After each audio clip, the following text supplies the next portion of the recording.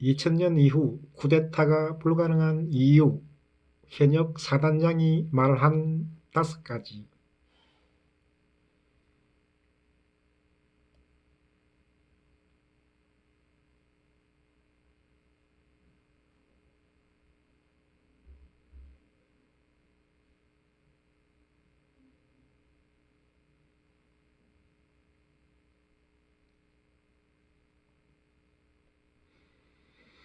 (12.12) 군사반란 막을 기회 10번.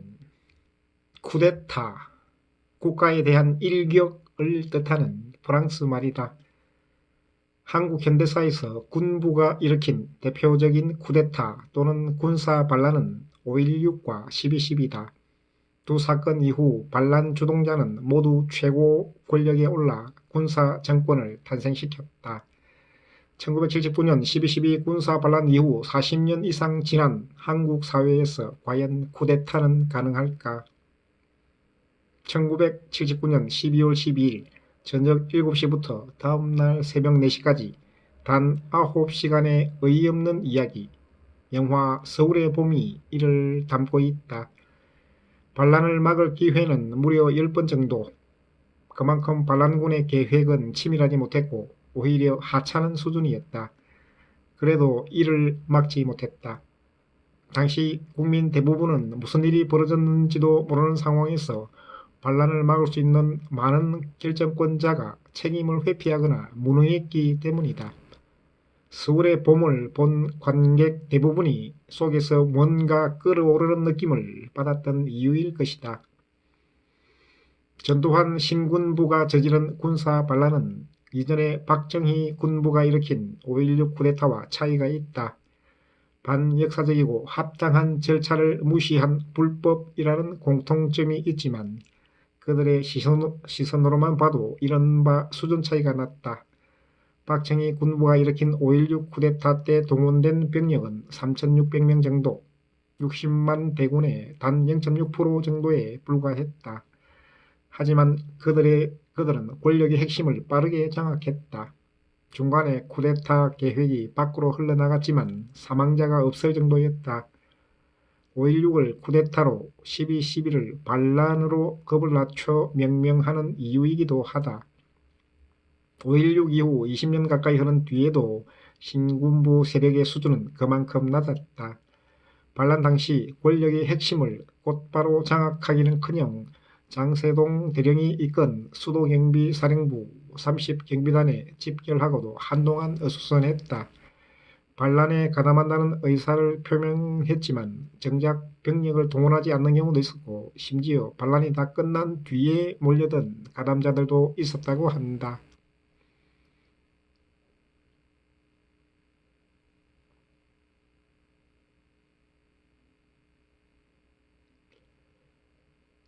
충분히 막을 수 있었다는 의미다. 가장 안타까운 장면 가운데 하나는 구공수여단의 회군일 것이다. 전두환 측은 주요 거점을 확보하기 위해 특전사령부 135 공수여단을 활용하려 했다. 여단장이 모두 하나회 소속이었다. 예외였던 게 바로 구공수여단. 이곳 여단장과 참모장 모두 비육사 출신이자 현재의 학사장교와 비슷한 갑종 출신이었기 때문이다. 정병주 특전사령관은 인천에 주둔하던 구공수여단을 서울로 향하게 했다. 이들의 목적지는 반란군이 모여있는 보안사령부와 경복궁 30경비단임이 분명해 보였다. 이를 알게 된 전두환 측은 육군본부에 아군끼리 서울 한복판에서 살상하지 말자며 서로 군대를 물리자는 일종의 신사협정을 제안했다. 결국 이 협정에 따라 구공수여단은 회군하게 된다. 이후 정병주 사령관은 체포되고 전두환 측은 자신들의 병력을 서울 한복판으로 집결할 수 있게 했다. 반란을 막을 수 있었던 10장면 가운데 하나다.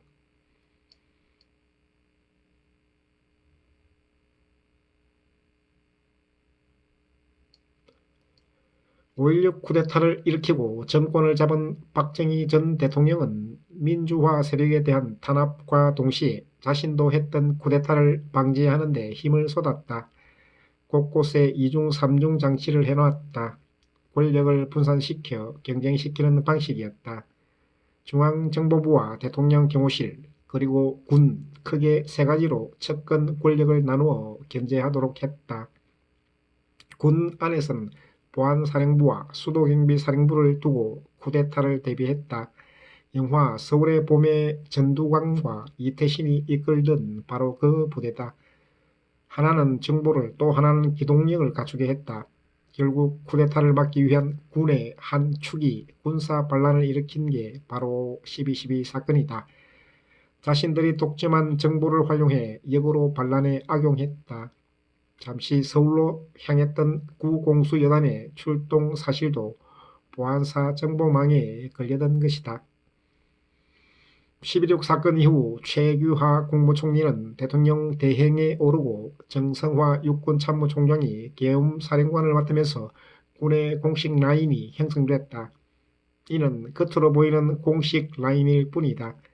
실질적인 힘은 누구도 쥐고 있지 않았다. 이 틈을 노린 게 바로 전두환 당시 보안사령관이었다. 당시 국내 정보 생산은 중앙정보부와 대통령 경호실, 보안사령부 등 세 곳이 맡았다. 12.6으로 중앙정보부, 대통령 경호실이 힘을 잃게 되니 자연스럽게 보안사령부가 국내 정보를 장악할 수 있었다. 게다가 전두환 사령관은 12.6 사건을 조사하는 합동수사본부장까지 맡으면서 모든 수사기관을 지휘할 수 있게 됐다. 수사권을 앞세워 정적을 제거할 수 있었고 정보를 독점해 반란을 기획할 수 있었던 것이다.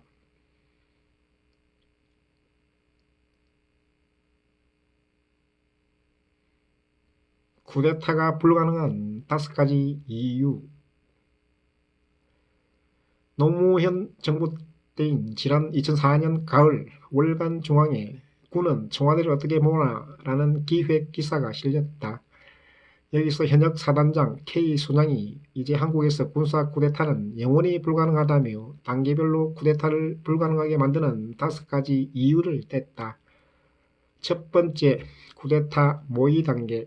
휴대전화 때문에 보안 유지가 불가능하다. 설사 모의가 성공했더라도 거사로 이어지기 어렵다. 특정 부대, 특정 집단의 일거수일투족이 사람들에 의해 순식간에 세상에 알려지기 때문이다. 두 번째, 쿠데타 발발 시점. 군사를 집결시키고 장비를 앞세워 중앙무대로 치고 들어오려고 해도 교통체증 때문에 이동이 어렵다. 과거에는 통행금지가 있었기 때문에 병력과 장비의 신속한 이동이 가능했지만 지금과 같은 상황에서는 중앙당국의 통제가 없는 한 수도권 교통체증을 극복하기 어렵다. 세 번째, 쿠데타 성공 단계. 만만을 무릅쓰고 병력과 장비를 중앙무대에 진출시켰다 해도 국민을 설득할 방도가 없다. 과거처럼 몇 안 되는 신문사와 방송사를 접수하는 것으로 국민 동의를 구할 수 없으며 국민은 휴대전화와 인터넷으로 서로 의견과 정보를 주고받으며 쿠데타 군을 응징할 것이 분명하다. 네 번째 이유, 더 이상 군이 한국 사회의 최고 엘리트 집단이 아니다. 군사 쿠데타는 다른 사회 부분보다 군이 가장 앞서 있는 곳에서나 가능하다. 그래야 군이 명분과 힘을 가지고 다른 부분을 압도한다. 그러나 우리는 오래전부터 정치, 경제, 사회, 문화 등 군 이외의 부문들이 앞서 나가 있다. 그리고 마지막 5번째 이유, 너무도 명백한 앞에 4가지 사실을 누구보다 군이 먼저 잘 알고 있기 때문에 쿠데타는 더 이상 없다. 이 글이 올라온 게 20년 정도 전이니 그 사이 한국 사회가 더 촘촘해지고 더 개방되어 무모한 쿠데타는 더 이상 설 자리가 없게 되었다. 2000년 이후 쿠데타가 불가능한 가장 큰 이유는 군에 대한 문민 통제가 그만큼 확실해졌기 때문이다. 문민정부를 표방한 김영삼 전 대통령이 취임 이후 가장 빠르고 가장 힘있게 추진했던 게 바로 하나회 뿌리 뽑기였다. 동시에 정보기관에 대한 문민 우위도 확립했다. 이후 김대중 정부를 거치면서 군의 정치 개입 가능성이 빠르게 차단되었다. 최근까지도 군의 정치 개입과 사조직 방지를 위한 법 장치를 계속해서 쌓아가고 있다. 무엇보다 국민들이 실시간으로 지켜보고 있다.